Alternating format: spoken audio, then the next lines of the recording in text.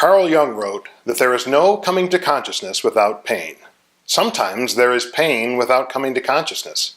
And sometimes, just sometimes, there is pain so great that people choose very real, very permanent unconsciousness instead. Such is the power of unmitigated, unmedicated depression.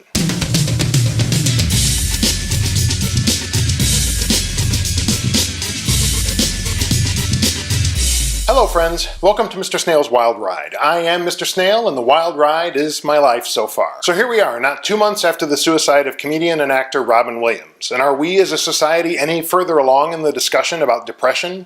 About any kind of mental illness?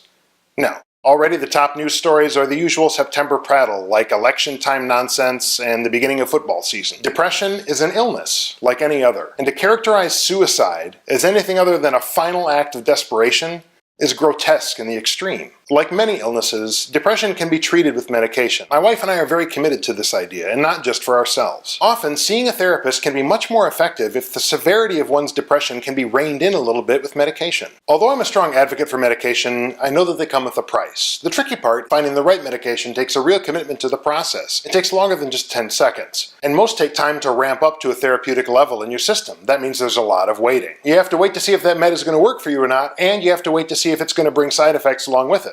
Because I gotta tell you, most psych meds have side effects that impact your quality of life. It's just a question of degree. So then you have to decide if those side effects are tolerable or not. Often these side effects will be weight gain, sexual or cognitive impairment, or certain foods will taste different, or some combination of things, or something else altogether. And of course that's if the meds work in the first place. Some meds work for a while and then they stop working. Or the first 1 or 2 or 3 don't work, and you may have to try different combinations of medications, or keep looking.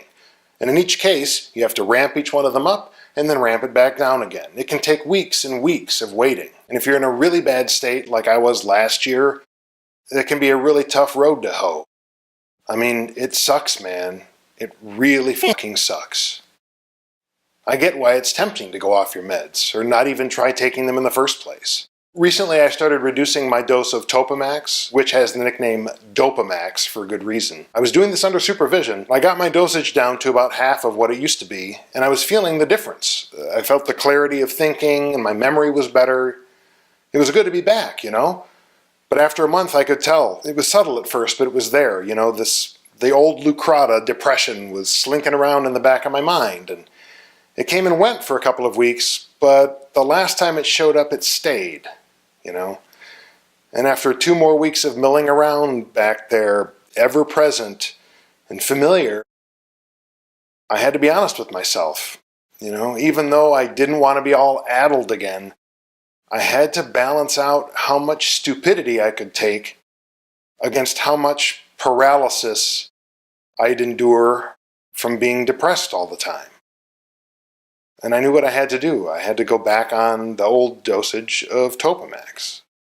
And sure enough, in less than a week, you know, my word recall was back in the toilet. I hate it so much, man. I hate it. It'd be one thing if my antidepressants really worked well in the first place. For me, it winds up all being about dancing that line. You know, how much of either of those things I can bear. It's difficult. It takes real vigilance. It's depressing in its own right, you know? It's no wonder so few people get help. But it doesn't make it any less important. You need support, too, even when you're going through the medication thing, not just when you're in the pits of despair. I mean, for one, I have a really hard time telling if a med's working or not from the inside, you know. How am I doing, I ask. Is this having any effect at all? Am I less depressed? It can be really hard to track from in your own head. Now, don't get me wrong. Meds aren't the only answer, but they can be a key component, in my opinion, to help pave the way for other therapies, you know, like one-on-one or group or changes in diet or exercise, whatever works best for each individual. Everyone has to find their own way. You know, that reminds me, actually, exercise is the #1 non-pharmaceutical way to combat depression. It helps even if you're on meds. Again, while I am definitely pro-medication, I know that they come with a price. And everyone has to figure out their own balance, you know? Whether it's between not being on meds and dealing with the ramifications of that choice on yourself and on your life in general, or taking the meds and weighing their benefits against their side effects. It's exhausting, but it's necessary. Thanks for tuning in, and don't forget to click like if you like this video. See you next time.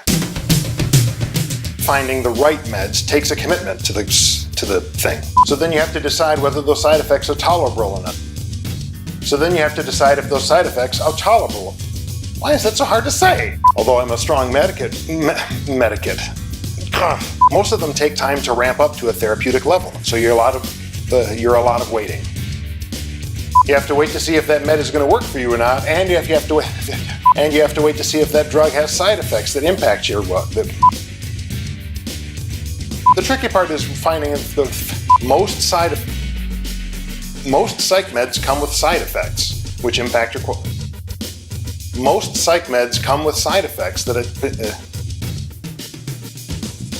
most side effects.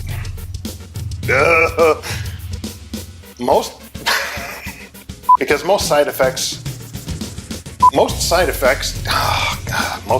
like brain power impact fluctuations, and because most side effects takes a real commitment to the process. They take a lot of time.